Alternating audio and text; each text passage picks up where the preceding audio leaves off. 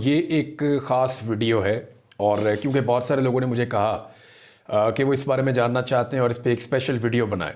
इस वीडियो का जो आपने टाइटल देखा होगा उसी से आपको आइडिया हो गया होगा कि ये नॉर्मल न्यूज़ की वीडियोस की तरह नहीं है। यानी इसका टाइटल है कप्तान से कैदी नंबर 804 तक। इमरान खान साहब ने ये सफ़र कैसे तय किया, इस बीच में ज़ाती तौर पे मैंने कौन सी चीज़ें देखी और जो पर्सनल मेरे एक्सपीरियंसेस हैं, मेरी जब इमरान खान साहब से मुलाकात हुई तो कौन सी चीज़ें हुई थी और ये सारी सूरत हाल क्यों पेश आ रही है जिसमें आज पूरा पाकिस्तान फंसा हुआ है और इमरान खान साहब उनके गिर्द घूम रही हैं सारी चीज़ें। ये क्यों हो रहा है, इसके लिए थोड़ा सा आपको मैं बैकग्राउंड बताता हूँ। देखा, इंसान जो है ना वो अपनी पूरी ज़िंदगी में एक जैसा नहीं होता। बचपन में वो किसी और तरह होता है, तालीम हासिल करके फिर किसी और तरह होता है, ज़िंदगी के नशेबो फराज गुजारता है तो किसी और तरह होता है, मुश्किलात में से गुजरता है, परेशानियों से गुजरता है तो कुछ और सीखता है। तो इंसान अपनी सारी ज़िंदगी सीखता रहता है। जो लोग नहीं सीखते वो पीछे रह जाते हैं। अच्छा, इसमें पीछे रह जाने का मतलब ये नहीं है कि वो ज़्यादा पैसे नहीं कमाते या उनके पास हो सकता है उनके पास डायरेक्ट एक फार्मूला है जी, पैसे कमा रहे हैं, फैक्ट्रियाँ लगी हुई हैं, बनाई जा रहे हैं, करप्शन करी जा रहे हैं। पीछे रहने का मतलब ये नहीं होता कि पैसों में पीछे रह गए। पीछे रहने का मतलब ये होता है कि वो अपने आप को एक लेवल से ऊपर उठा नहीं सके। नबी अकरम सल्लल्लाहु अलैहि वसल्लम से तो अच्छी मिसाल दुनिया में हो ही नहीं सकती ना। तो आप दुनिया में सबसे बुलंद मुकाम पे हैं, लेकिन अगर उस दौर में दुनियावी नुक्ता नज़र से आप देखें तो आपके वसाइल नायत कम थे, बहुत मुश्किल ज़िंदगी आपने गुजारी है। तो आगे निकल जाने का मतलब यह होता है कि आपने इंसानियत की सतह पे अपने आप को किस लेवल पे बुलंद किया है। आपके अफकार, आपकी सोच, आपकी सलाहियतें, आपने उनमें कितना निखार पैदा किया है। तो आप हर दिन सीखते हैं और जो लोग सीखते हैं वही आगे बढ़ते हैं। लेकिन कुछ चीज़ें ऐसी होती हैं जो इंसान के अंदर तब्दील नहीं हो सकती। मिसाल के तौर पे बेशुमार लोग ऐसे होते हैं जो पैदाइशी तौर पे बहुत बहादुर होते हैं, उनके ख़ानदान में भी लोग बहादुर चले आ रहे होते हैं। कई नस्लों के बारे में लोग कहते हैं कि यार ये वाली नस्ल के लोग बड़े बहादुर होते हैं। कईयों के बारे में कहते हैं ये थोड़े से लालची होते हैं, कईयों के बारे में कहते हैं ये थोड़े से कंजूस होते हैं। तो इनमें भी कोई थोड़ी बहुत हकीकत होती है। इंसान की नेचर को तब्दील करना ज़रा मुश्किल काम है। लोग अपने आप को ओवरकम करते हैं, सीखते हैं, लेकिन ये चीज़ें ज़्यादातर तब्दील नहीं होती। यानी एक आदमी जो है आदी है एक्सरसाइज का, वो बाकियों से मुख्तलिफ ही होगा। एक आदमियों से गुस्सा जल्दी आता है, एक आदमियों से गुस्सा आता ही नहीं है। एक आदमी है वो डट जाता है, अड़ जाता है, पीछे नहीं हटता। किसी बात के ऊपर जो है वो ठान लेता है तो पूरी करता है, मुकाबला करने का आदी है। दूसरा आदमी है वो कंप्रोमाइज्ड है, वो हमेशा कंप्रोमाइज कर लेता है। जब भी मुश्किल पड़ती है वो नीचे बैठ जाता है, ज़मीन पे लेट जाता है। तो उसकी तरबियत और तबीयत वैसी ही है। तो इमरान खान साहब जो हैं वो एक कैप्टन से एक कैदी नंबर 804 तक का उन्होंने एक सफ़र तय किया है। आज पाकिस्तान में नहीं, दुनिया में उनका तोती बोलता है। इसकी वजूहात क्या है, वो यहाँ तक कैसे पहुँचे, इसके लिए मैं आपको थोड़ा सा बैकग्राउंड वो बताऊँगा। जब मेरी इमरान खान साहब से पहली मरतबा तफसीली मुलाकात हुई, उससे पहले मुलाकात ऐसी ही थी, खान साहब सेमिनार में बोल रहे हैं, हम सुन रहे हैं, वो कोई तकरीर कर रहे हैं, हम कवरेज कर रहे हैं। तो मुझे 2011 में मौका मिला इमरान खान साहब के साथ बैठ के तफसील से बात करने का। मैंने एक इंटरव्यू भी किया था उस दौर में। एक इमरान खान साहब ने वहाँ पे मुझे एक बात की और वो बात मैंने पहली मरतबा सुनी। उन्होंने कहा, इमरान, एक होती है किलिंग इंस्टिंक्ट। ये बात मैंने उस दिन से मुझे आज तक याद है। इमरान खान साहब ने कहा कि इमरान, एक होती है किलिंग इंस्टिंक्ट। इसका मतलब यह होता है कि जब आप अपने दुश्मन को काबू कर लें और जकड़ लें तो फिर आप उसको तब तक ना छोड़ें जब तक आप जीत ना जाएं। मैंने किलिंग इंस्टिंक्ट के ऊपर जो है वो पढ़ा, मैंने देखा एग्जैक्टली ये ऐसी चीज़ है, ये फाइटर्स को सिखाई जाती है। यानी अगर आपका दुश्मन नीचे जा रहा है तो फिर आप उसके ऊपर ताबड़तोड़ हमले करें जब तक कि वो शिकस्त ना खा जाए या उसका आप काम तमाम ना कर दें, तब तक आपने उसको छोड़ना नहीं है। और मैंने खान साहब से, हम जर्नलिस्ट में सवाल करने की आदत है, मैंने पूछा, खान साहब अगर आपके दुश्मन की किलिंग इंस्टिंक्ट बहुत अच्छी है और आप फंस गए, उसके काबू आ गए, देन व्हाट, फिर क्या होगा? तो इमरान खान साहब ने कहा, जी फिर तो लास्ट बॉल तक। यानी ये पूरा लुब्बे लुबाब है इमरान खान साहब की ज़िंदगी का कि अगर उनका दुश्मन, उनका मुखालिफ उनके काबू आ जाए तो फिर वो इस बात पे बिलीव करते हैं कि जब तक कि मैं इसको शिकस्त नहीं दूंगा मैं इसको नहीं छोड़ूंगा। लेकिन अगर कभी वो खुद काबू आ जाए तो वो इस चीज़ पर बिलीव करते हैं कि मैं आखिरी बॉल और आखिरी खून के कतरे तक मुज़ाहमत करूंगा। और ये बात इमरान खान साहब ने मुझे कई दफ़ा मैंने वैसे भी उनको कहते हुए सुना, लेकिन ये मुझे उन्होंने एग्जैक्टली इन्हीं अल्फाज में ये बात बताई थी। 3 जुमले अगर आप इमरान खान के अपने सामने रखें ना, तो हार जीत के इस सारे मामले को, मामला हार जीत का है ना, इमरान खान हार नहीं मान रहा। बात इतनी सी है, हर थोड़े दिन बाद सोशल मीडिया पे लिखा होता है कि शौकत खानम आपका बेटा हार नहीं मान रहा। सारी कोशिशें करके देख ली, पूरे जग का जोर लगा लिया, एक एक पत्ता खेल दिया, अपने लेवल से नीचे चले गए बहुत बड़े बड़े लोग, हार ही नहीं मान रहा। तो शौकत खानम का बेटा हार नहीं मान रहा, यह बात जो है वो आप अक्सर सोशल मीडिया पे पढ़ते भी हैं। तो हार जीत के ऊपर 3 चीजें इमरान खान ने बहुत इंपॉर्टेंट कही और वो रिकॉर्ड का हिस्सा है।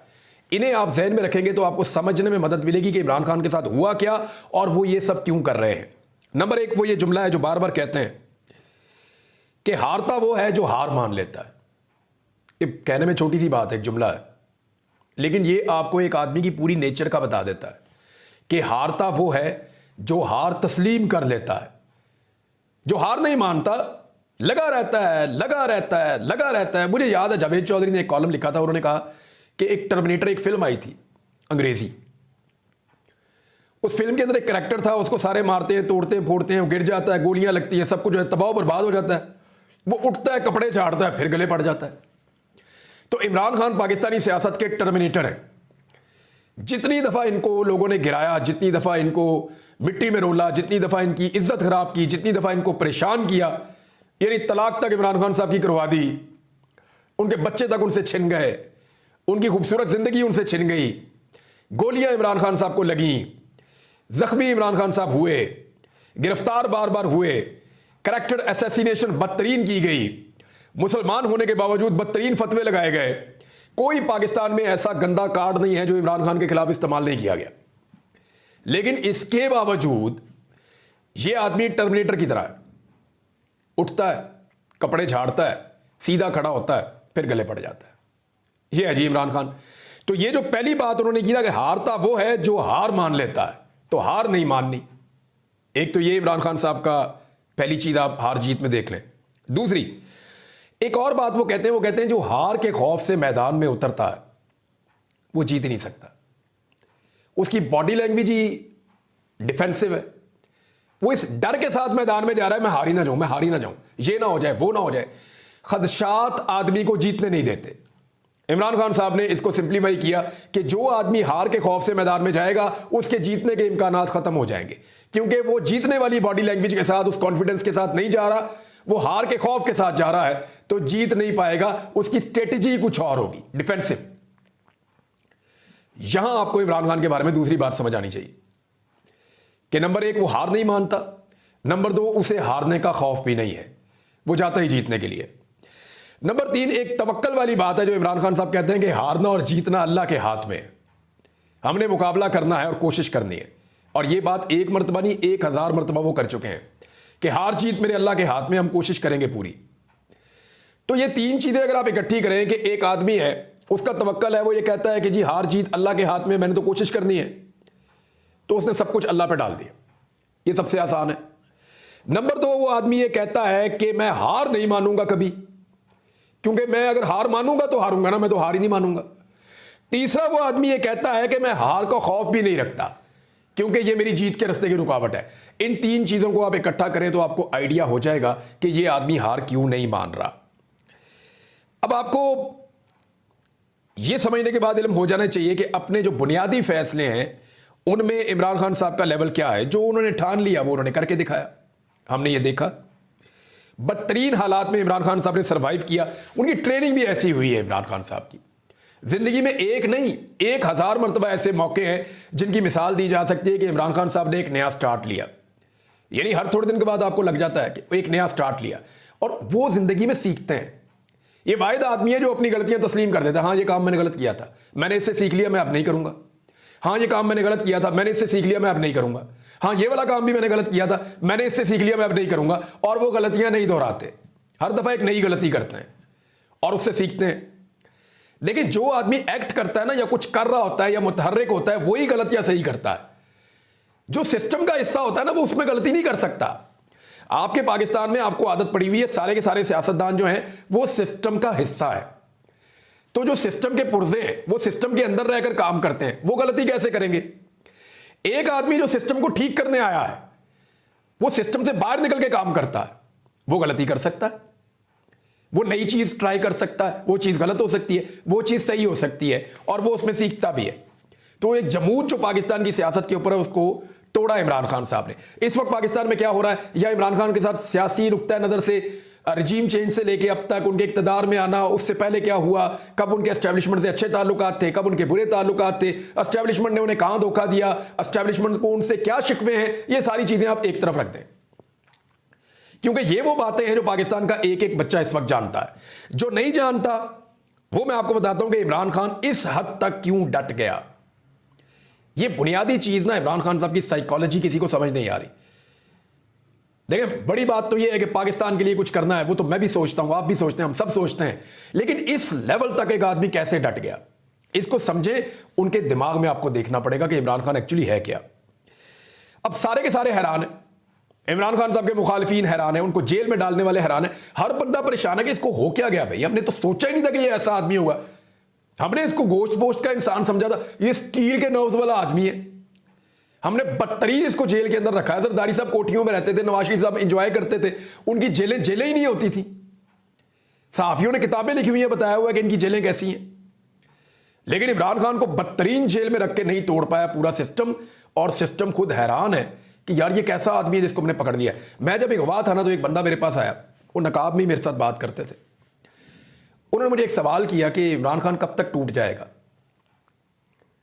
ये गालिबन कोई अगस्त के महीने की बात है, अब तो मुझे पता है ना कि 5 अगस्त को वो गिरफ्तार हुए थे, लेकिन ये अगस्त के मिड की कहीं की बात है, उस वक्त तो मुझे कुछ दुनिया का पता ही नहीं था। तो मैंने उन्हें कहा जी कि पकड़ लिया आपने उसको, इमरान खान को।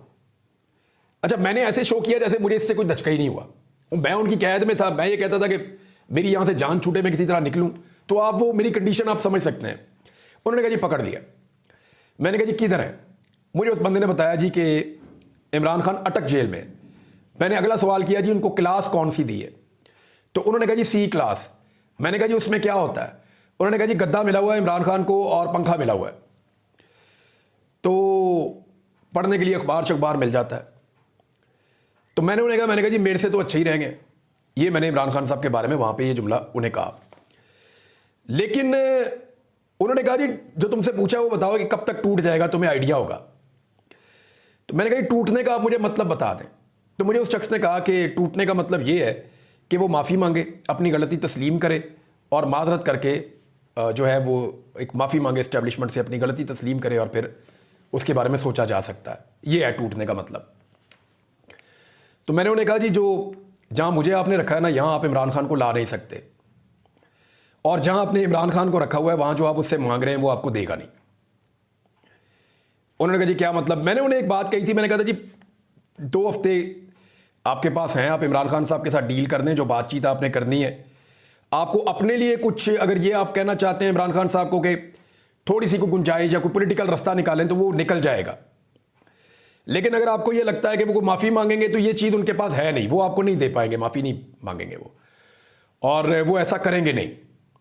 और जितना टाइम आप ज़ाया करते जाएंगे तो इमरान खान साहब अपनी कैद के गुलाम बन जाएंगे। ये बात उन्होंने मुझे पूछा कि कैद का गुलाम क्या। मैंने कहा जी फिर वो पिछले दिन गिनेंगे, अगले वाले नहीं गिनेंगे कि मैं बाहर कितने दिनों में आऊँगा, वो गिनेंगे मैं कितने दिनों से अंदर पड़ा हुआ हूँ, मेरे साथ कितना जुल्म हुआ है। तो आदमी अपनी कैद का गुलाम बन जाता है एक वक्त के बाद कि मेरे साथ इतनी ज्यादती हो गई, अब तो सवाल ही पैदा नहीं होता मैं कोई बात मानूं। और मैंने उन्हें कहा कि इमरान खान एडजस्ट हो जाएंगे। फिर मैं सितंबर में आज़ाद हो गया, 25 सितंबर को मैं बाहर आया।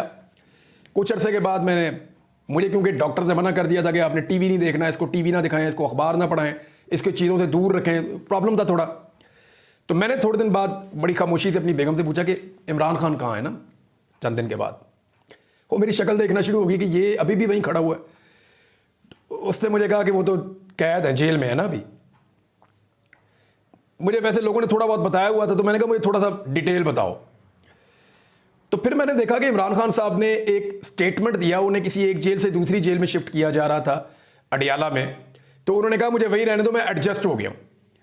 तो मैंने सोचा कि यही बात मैं बताकर आया था। देखिए इमरान खान का प्रॉब्लम क्या है, वो 1971 में उन्होंने पाकिस्तान की तरफ से पहला क्रिकेट मैच खेला, तब वो बन गए पाकिस्तान के कौमी हीरो इमरान खान साहब।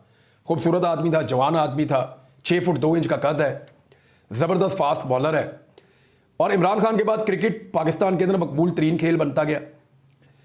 इमरान खान साहब ने 1992 तक 21 साल तक लगातार एक हीरो का स्टेटस एंजॉय किया है। दुनिया में जो हीरो की उम्र होती है ना, वो थोड़ी सी होती है, ऐसे मेरे ख्याल में कितनी होती है उम्र हीरो की? 2 साल, 4 साल, 6 साल, 10 साल, 15 साल। हीरो की उम्र ज़्यादा नहीं होती। नए हीरोज आ जाते हैं, वो हीरो पीछे चला जाता है। लेकिन मजे की बात यह है कि आज भी क्रिकेट का नाम लेते हैं तो लोग इमरान खान का नाम लेते हैं और किसी का नहीं लेते। आज भी अगर सारे क्रिकेटर्स को आप इकट्ठा कर दें, जो आज वाले हैं, कल वाले हैं, परसों वाले हैं, इमरान खान साहब के टाइम के, उनसे पहले वाले हैं, इमरान खान को बीच में खड़ा करें तो लोग इनको हीरो बोलेंगे। इमरान खान ने अपना स्टेटस क्रिकेट हीरो का 21 साल तक एंजॉय किया और वर्ल्ड कप जीत कर रिटायरमेंट ली। लेकिन ये जो हीरो का स्टेटस है ना, इमरान खान साहब ने क्रिकेट से रिटायरमेंट जरूर ली थी, लेकिन जो हीरो का स्टेटस उनके पास था उससे वो रिटायर नहीं हुए। उन्होंने अस्पताल बनाना शुरू किया, फिर कौम का हीरो। हॉस्पिटल बन गया, यूनिवर्सिटी बनाना शुरू की, फिर कौम का हीरो। यूनिवर्सिटी बनाई, उसके बाद लेक्चर्स देना शुरू किए, फिर कौम का हीरो। फिर सियासत शुरू कर दी, फिर कौम का हीरो। और फिर लगातार 18 साल कोशिश करने के बाद वो पाकिस्तान का वजीर आजम बन गए, फिर कौम का हीरो। इमरान खान साहब के बाद जब चॉइस आई इक्तदार में और कंप्रोमाइज करना पड़ा उन्हें अपना हीरो का स्टेटस, तो गौर कीजिएगा कि इमरान खान साहब ने कौम को चूज किया कि मैं कौम के साथ खड़ा हूंगा, कंप्रोमाइज नहीं किया, इक्तदार चला गया। मैं इस बात का गवाह हूं, बहुत सारी चीजें मैं जानता हूं, उसकी तफसील में नहीं जानता, लेकिन एक बात आपको बताता हूं कि 1971 से लेकर अब तक पाकिस्तान की तारीख का सबसे लंबे अरसे तक हीरो रहने वाला शख्स इमरान खान है, 2024 तक। तो आपको क्या लगता है कि उसका जिंदगी का सरमाया क्या है? इमरान खान की जिंदगी का जो सबसे बड़ा एसेट है ना, वो उसका हीरो का स्टेटस है, जो उससे आज तक कोई नहीं छीन सका। आप किसी भी दौर में इन 50 सालों में पाकिस्तान के नंबर 1 हीरो का लिस्ट बनाएं तो पहले नंबर पे हमेशा इमरान खान ही आता है। शुरू हो जाए 1971 से लेकर 2024 तक, नंबर 1 हीरो पाकिस्तान का इमरान खान ही रहा है। हर दौर में, हर मौका पर, हर हैसियत में कोई भी काम कर रहा था, वो नंबर 1 अपनी जगह पे उसने अपने आप को रखा इमरान खान ने। तो अब 2024 में, 2023 में जाकर क्या वो अपना हीरो का स्टेटस जो है वो कंप्रोमाइज कर देगा? एक ऐसे मामले में माफी मांगकर जिसके लिए वो अपने आप को गुनाहगार भी नहीं समझता और लोगों की नजरों में गिर जाएगा। उस उम्र में, यानी 70-72 साल की उम्र में, वो आदमी अब कंप्रोमाइज हो जाएगा जब इंसान ये सोच रहा होता है कि मैंने अपनी ये लास्ट इनिंग बेहतरीन खेलनी है, रिटायरमेंट से पहले मैं अच्छा खेल कर जाऊं। तो इस वक्त इमरान खान साहब अपनी जिंदगी का जो कुल सरमाया है कि सबसे लंबे अरसे तक हीरो का स्टेटस उनके पास है, इस मौके पर तो वो ये स्टेटस नहीं छोड़ने वाले। इसको थोड़ा सा आप समझ जाएं तो आपको आइडिया हो जाएगा। वो आदमी पूरी जिंदगी हीरो की तरह जिया है, तो वो क्यों ना एक हीरो की तरह इस दुनिया से जाए। अल्लाह उन्हें लंबी जिंदगी दे इमरान खान साहब को, लेकिन हीरो की तरह जीने वाला जो 50 साल से ज्यादा हीरो की तरह जिया है, वो क्या ये पसंद करेगा कि वो हीरो की तरह ना मरे? तो इमरान खान इसको एक अपॉर्चुनिटी के तौर पे भी देखेगा। इसको कोई नहीं समझ रहा बात को, लेकिन इस साइकोलॉजिकल कंडीशन को आप समझें। ये बातें अपनी जगह पे है कि वो पाकिस्तान के बारे में जो सोचते हैं, उन्हें लगता है कि ये मुल्क तबाह कर देंगे, उन्हें लगता है ये आइन तबाह कर देंगे, उन्हें लगता है ये मुल्क को खा जाएंगे, उन्हें लगता है कि मुल्क को गलत सिमत लेकर जा रहे हैं, मुल्क को ठीक ट्रैक पे डालना है। ये सारे मिशन अपनी जगह पे, लेकिन एक आदमी की साइकोलॉजिकल कंडीशन को आप समझें। और इमरान खान साहब ने अपने हर काम में हमेशा एक चीज आपको याद रखनी पड़ेगी, मैं कंक्लूड कर देता हूं इसको, कि इमरान खान ने अपने हर काम में हमेशा एक स्टैंड लिया है।